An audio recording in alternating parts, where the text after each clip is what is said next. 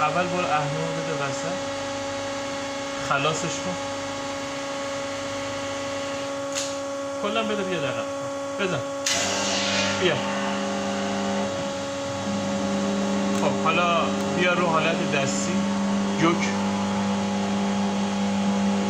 یکی دیگه. خب حالا کارو بده عقب بره با بزن. یک ذره سرعتتو زیاد کن بس. حالا بده بره بالا بالا. آره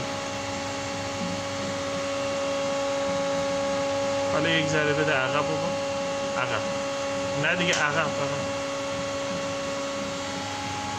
خب حالا بزن میلگردتو در یا توش. آره درش کرد.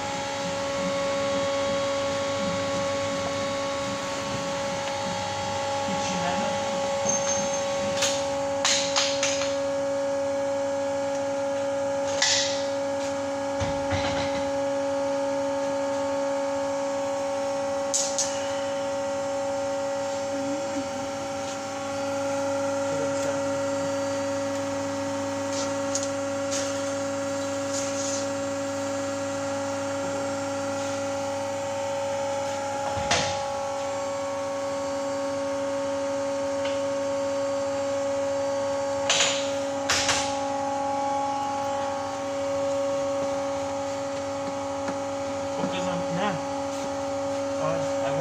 شمشت جلو، شمشتو بزن بیا جلو.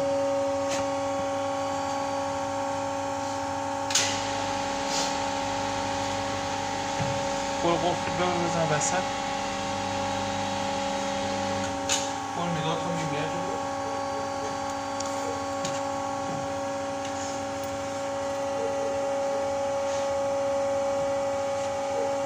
خب از نرو قفلش کن. بیا دیگه بیا اینجا بیا اینجا.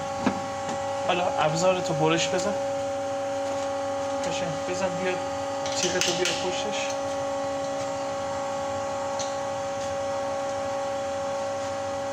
قشنگ بیاد پشتش کن. خوبه سرعتتو بیا رو 79. خوبه حالا بیا پایین دستگاهتو روشن کن. خب بیا برش بزن با این دست کمان داره. سرعت تو بیار 50.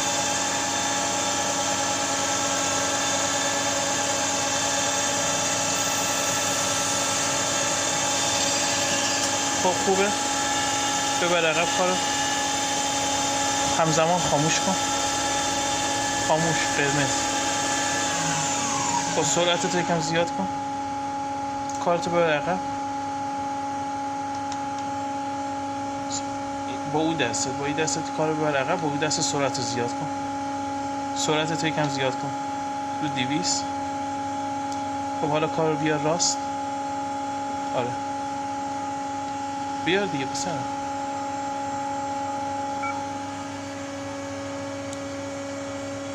خب خوبه سرعتتو بیار رو یکم دیگه بیار. یکم دیگه برو راست. سرعتتو برو رو 126. خب دکمه پاورتو بزن باز شه قفلش باشه.